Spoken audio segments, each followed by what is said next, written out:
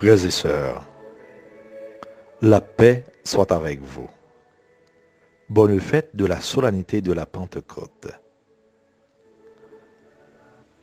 Le sens de la fête que nous célébrons s'enracine dans le mystère pascal. Il s'agit de la fête de l'Esprit Saint. Sa venue nous introduit dans une nouvelle ère, le temps de l'Esprit, le temps de l'Église. La Pentecôte marque la fondation même de l'Église, née du côté transpercé du Christ et du souffle de l'Esprit. L'action de l'Esprit est toujours la même aujourd'hui qu'au jour de la Pentecôte. Inscrire la parole du Christ dans le cœur des chrétiens. Il n'y a rien de plus universel, en même temps de plus méconnu que l'Esprit de Dieu. C'est l'Esprit qui nous fait vivre. Le mot hébreu signifie respiration, souffle. Dieu, après avoir façonné un homme avec de la glaise, a soufflé dans ses narines un souffle de vie. Donc Dieu est l'auteur de la vie. C'est ce que nous dit le psaume que nous méditons aujourd'hui. Tu retires ton souffle, ils expirent. Ils retournent à la poussière. Tu donnes ton souffle, ils sont vivants. L'Esprit Saint est présent dans toute l'histoire du salut.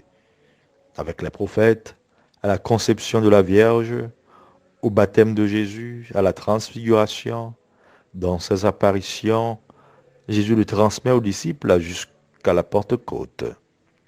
Cette fête nous permet de réfléchir sur la pédagogie de Dieu. Cela nous rappelle l'histoire de la tour de Babel. C'est l'anti-Pentecôte. Elle raconte que les hommes commencent à devenir nombreux sur la terre et ayant peur de se disperser, ont décidé de bâtir une tour, une citadelle qui atteindrait le ciel. Ils avaient le même langage, les mêmes paroles. Ils avaient peur de la différence. Alors Dieu les a dispersés. Leur mission était de remplir la terre. Ce qui nous fait penser à notre monde aujourd'hui. Nous avons mondialisé l'indifférence. Pourtant, nous avons encore si peur de la différence. Nous sommes si critiques parfois. Nous sommes dérangés par l'autre parce qu'il est différent, parce qu'il regarde les événements avec des lunettes différentes des nôtres. Certaines fois, on dirait une recherche effrénée d'uniformité.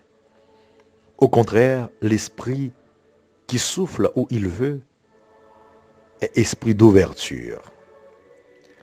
Les apôtres étaient là, enfermés dans leur peur, dans l'enceinte du cénacle. Alors se produisit le miracle des langues, appelé glossolalie.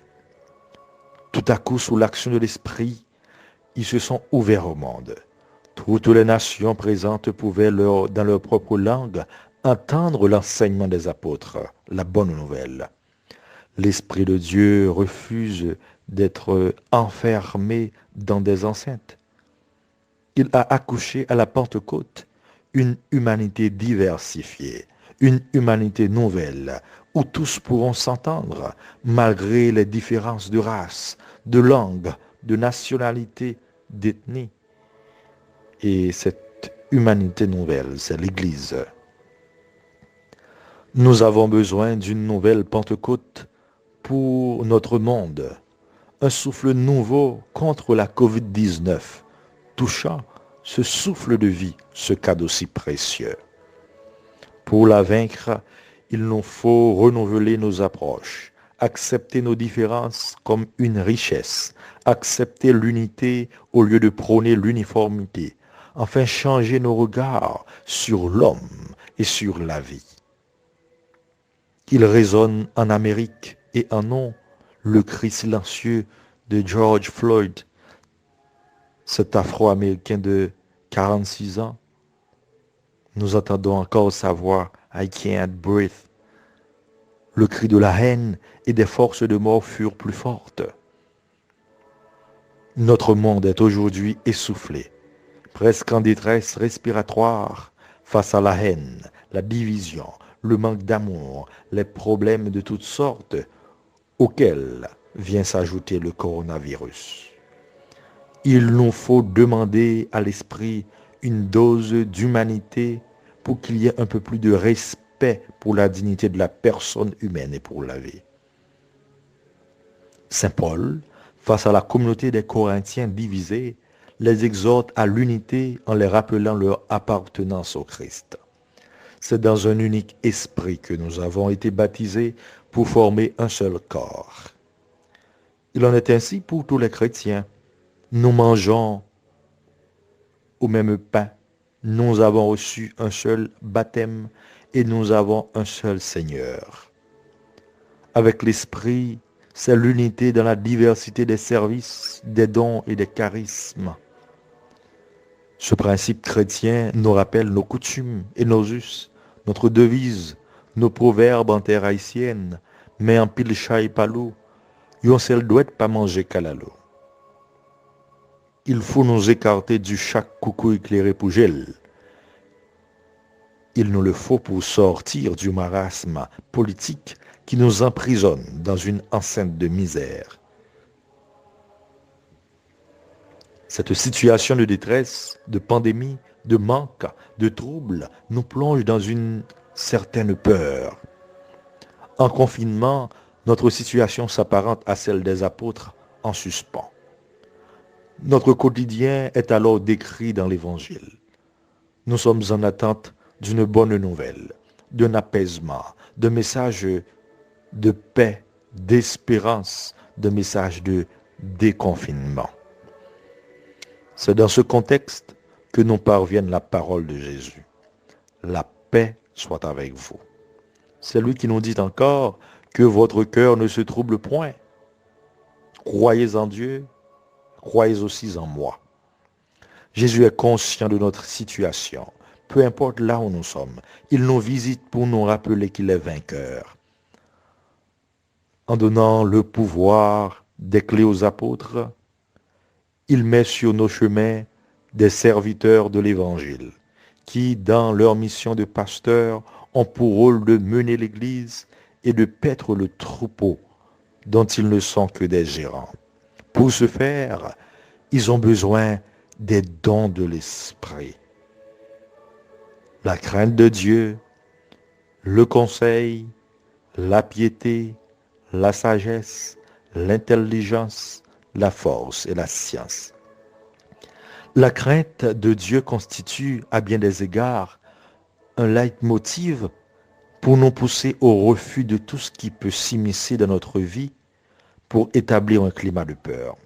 C'est un refus du péché, de la routine, de l'indifférence. Par le don de conseil, nous pouvons arriver à détruire toutes nos illusions qui nous font prendre le chemin qui n'est pas celui de Dieu. Nous pouvons découvrir de nombreuses réalités cachées au plus profond de nous-mêmes que nous ne saurions déceler avec nos yeux de chair.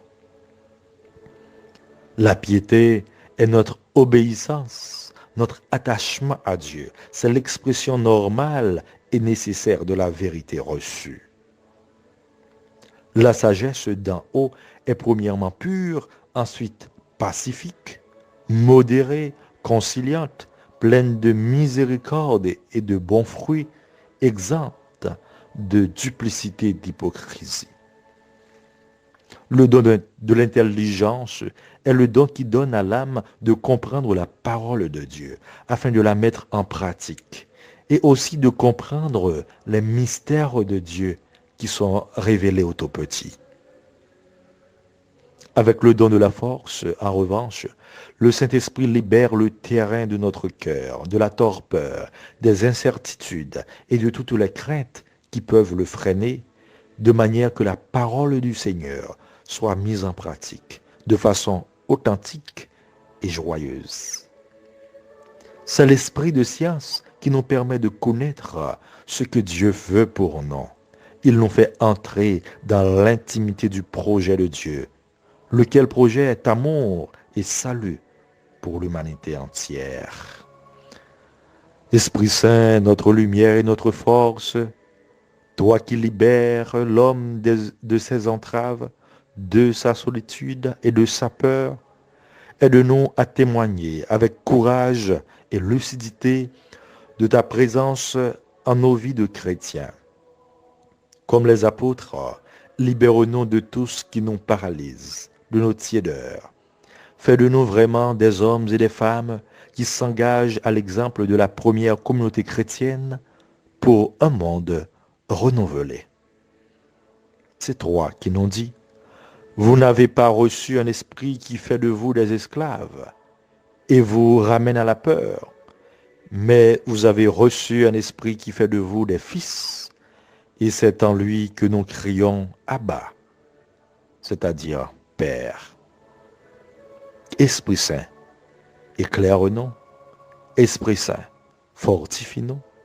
Esprit Saint, sanctifie-nous. Amen.